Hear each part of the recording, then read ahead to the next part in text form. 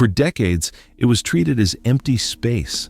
South of Berlin, in the pine flats near Zossen, the Germans had built a buried nerve center, concrete corridors, steel doors, cable trays that ran like veins.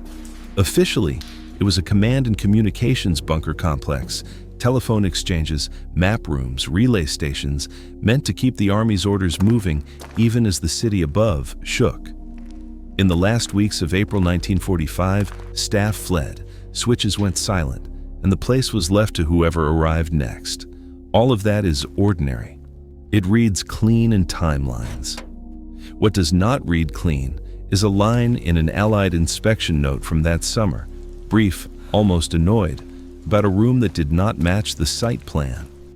Not a map room, not a generator bay, not a sleeping quarters. The writer calls it a service compartment, then pauses to list what he sees.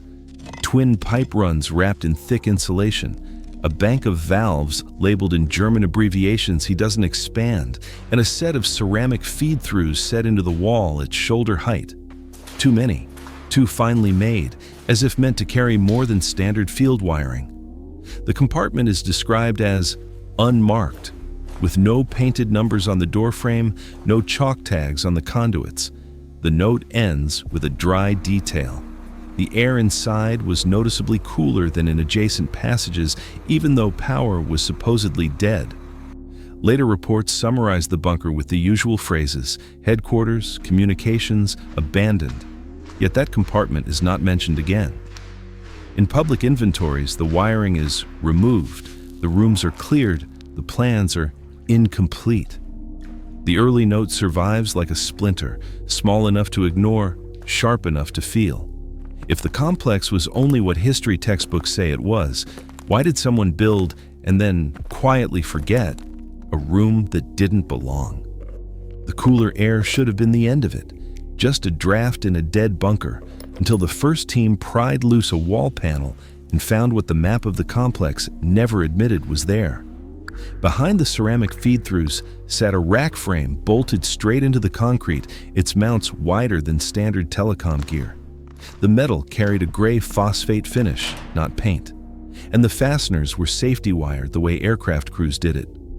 On the lowest crossbar, someone had stamped a small code and a date, late 1944, yet the adjacent conduit had a chalk mark from 1945, as if the work continued after the official evacuation began. Coiled in the corner were lengths of braided cable with dense shielding, heavier than anything used for field phones. The insulation didn't crack like wartime rubber. It flexed, dry and stubborn, like it was meant to outlast damp and heat.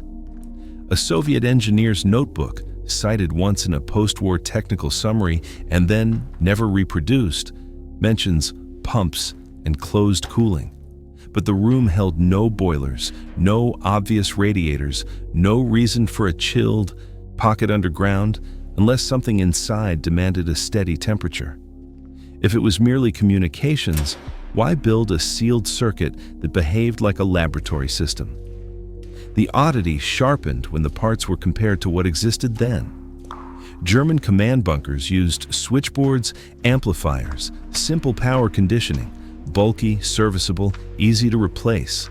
This hardware was different. Tighter tolerances, ceramic insulators placed as if to prevent arcing, shielding that suggested high interference or high sensitivity.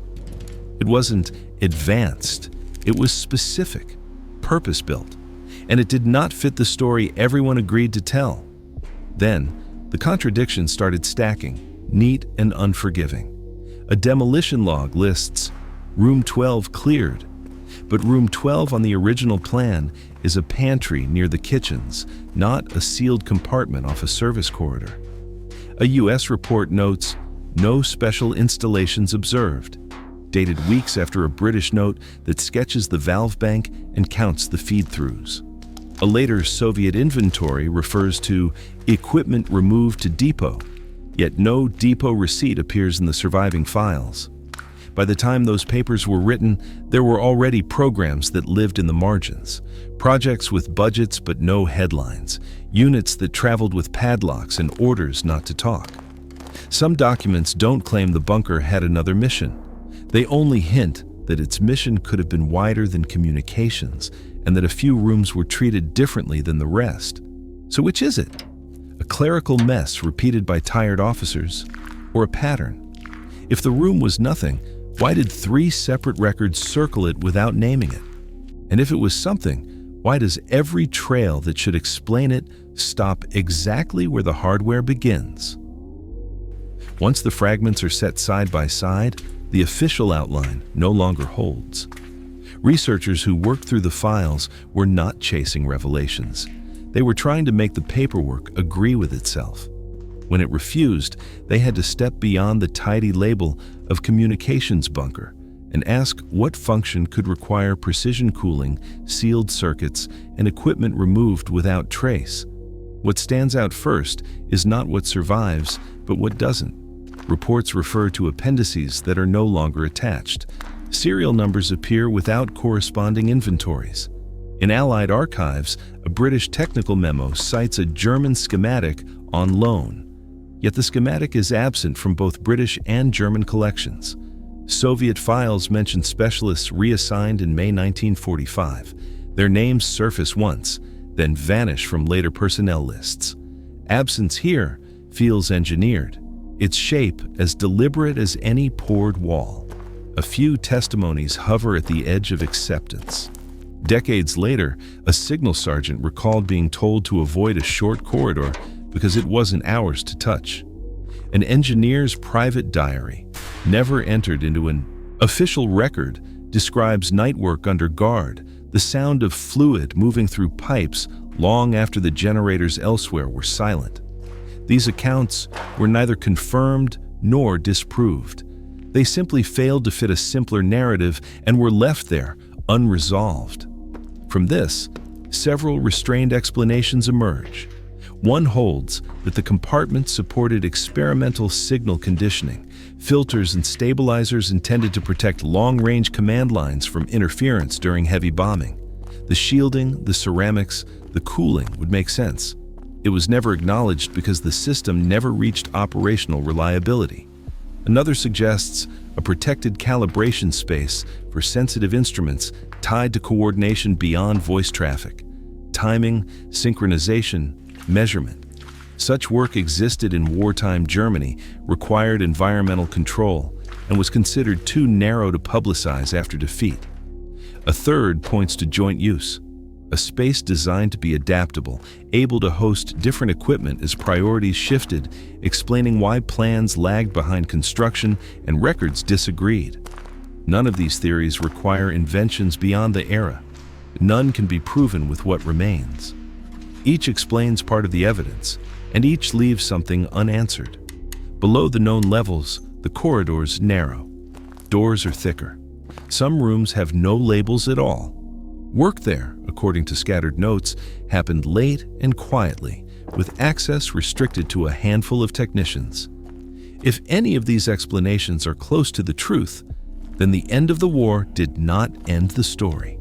It only marked the moment when the traces had to be dealt with. That reckoning came fast. In the months after the surrender, access to the complex tightened instead of loosening. Corridors were cataloged, then recatalogued. Crews arrived with cutters and lifting gear, not cameras. Some sections were stripped to bare concrete, others were sealed as if the safest inventory was silence. Where paperwork exists, it is thin. Decisions recorded as necessities, not explained as choices. What disappeared was not just small hardware. The rack frame noted in the early inspection, the valve bank, the dense braided cables, gone. Later walkthroughs describe empty service rooms with no recoverable fittings, as if metal had simply ceased to be there. One post-war summary remarks that special installations were removed for evaluation, yet no evaluation report is attached. In subsequent descriptions, the unmarked compartment isn't listed, and the cooling system is treated as a rumor that never earned a line item. Whole stretches of corridor are described only as inaccessible, a polite word that covers a lot of concrete. Then, much later, a new detail surfaced in a place no one had thought to look. a photograph in a private collection taken by an Allied photographer who never filed it officially. The image shows a doorway with its frame chipped, the kind of damage made by hurried tools. On the jamb, faint but readable, is a penciled notation, 2 letters and a number, written in a quick hand. Beside it, a warning symbol stenciled low, partially scrubbed, like someone tried to erase it without drawing attention. The photo has no caption, no date, only the bunker's familiar geometry and the sense of someone working against time. Official history remains calm. The site was a command facility, abandoned, later neutralized, its contents scavenged or destroyed. That conclusion is tidy, and it is convenient. It still cannot account for the chilled compartment that shouldn't have existed, the equipment removed without receipts, the conflicting reports written within weeks of each other, or the way certain names evaporate when the trail turns toward technical responsibility. Maybe nothing important was ever there. Maybe it was a wartime improvisation exaggerated by memory and missing pages. Or maybe the most consequential thing in that bunker was found early, lifted out quietly, and folded into a different story, one that never needed to be finished for the public. And if that's true, the question isn't what was built under the pines outside Berlin. It's where it went.